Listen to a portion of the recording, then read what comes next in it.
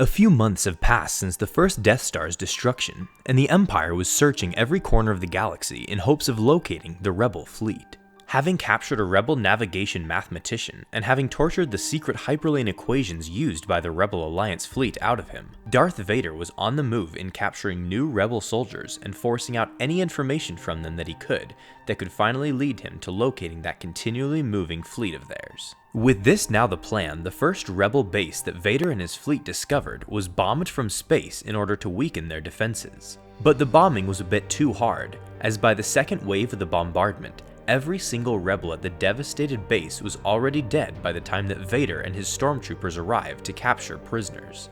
While the Imperial commander who oversaw the bombing was beyond pleased with his crewmen at their job well done, Vader returned back to the Star Destroyer's bridge angrily yelling the commander's name. Oblivious to the Sith Lord's anger, the Imperial was expecting praise for his crew's efficiency, but Vader did the opposite, condemning the attack as overkill for he wanted prisoners. The two got into a mini argument over the usefulness of prisoners, but Vader ultimately won when he demanded the full obedience from the commander, and that he better not fail again with his sloppiness. The next opportunity to arise in the capture of Rebel prisoners came when Vader's fleet came across an Alliance corvette. Fully aware that the mission was to take them alive, the commander made it clear to his gunner crew to only take precise shots in order to disable the ship, and to later tractor beam it in. Everything was going well at first, but then, right before the Star Destroyer was about to tractor beam the Corvette into its hangar, the Rebel ship exploded as one of the gunners used full power in their shot. This had both Vader and the commander at a shock as they witnessed once again the destruction of the Rebels despite trying to capture them. The commander attempted to figure out exactly what had happened, with him being informed that the gas nebula the Corvette was flying in may have contributed to the explosion of the ship. The commander tried to explain this back to the Sith Lord, but Vader wasn't having it, as he began to force choke the officer. While being force choked, the commander refused to apologize for what he had done, stating his job was to kill the rebels and nothing more, and that Vader wouldn't find a better commander to do that job for him. The force choke lasted longer than usual, with the commander's near final words being that he followed the example shown at the destruction of Alderaan.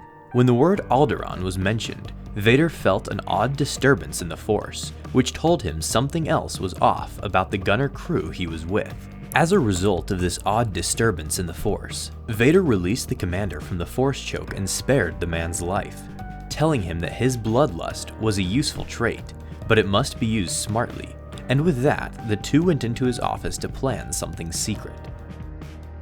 As time passed, Vader's Star Destroyer was able to discover another believed Rebel base. Once again, capturing live prisoners was priority to the mission. The Imperial commander prepped his gunners once more before having them fire upon the base. But this time only a single turbo laser shot was sent, as the commander wanted to ensure that there would be no overkill. However, despite this clear overcaution on his part, the believed Rebel base was still fully obliterated. The commander demanded an explanation from one of his gunners, who suggested that they may have hit a fuel depot at the base that caused it all to get destroyed, then showing a screen of the base completely leveled. With this being the third time now of this happening, Vader began to speak with clear disappointment in his voice, with one of the Imperial gunners who faced away from the Sith Lord to nearly laugh as he held in his obvious amusement. But this amusement quickly ended when Vader called out his name, Lieutenant Gerald Dox, surprising the young man in the moment. Stating the man's profile, Vader made it clear how he knew Dox was from Alderaan, and that through the Force he was able to tell that the native of the destroyed planet had a hatred for the Empire for what it had done, and how he now had sympathies to the Rebel Alliance. Due to this, Gerald Dox purposely fired overpowered shots at every target that he was ordered to, in an attempt to protect the Rebel fleet by preventing the capture of rebels at the targeted bases and ships. He also did this as a means of having the very loyal and efficient Imperial commander executed too, something Darth Vader almost fell for. Now exposed, Gerald Dox went on a rant, calling Vader a monster and how he was happy for protecting the Rebel fleet with what he had done, believing that the Rebel Alliance was going to eventually become strong enough to one day overthrow the Empire. Once the rant finished, Vader had the commander tell Dox of their little secret plan from earlier.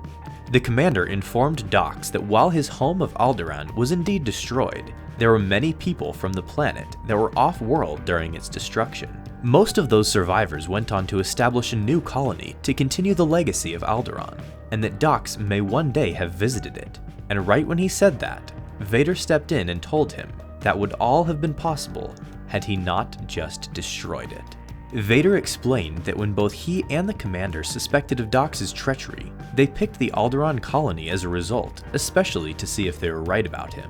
If he wasn't a sabotaging traitor, then the ordered bombing would have done minimal damage to it. If he was a traitor, then Dox would have fully destroyed one of the last places he could have called home, as he had just done in the end. And with that, Dox's entire willingness to fight on was shattered upon realizing what he had just done, with the Sith Lord fully getting back at him with the frustration the gunner had caused for so long.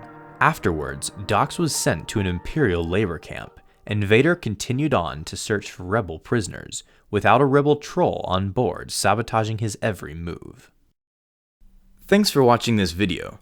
Be sure to subscribe for more videos like this one. And as always, may the Force be with you.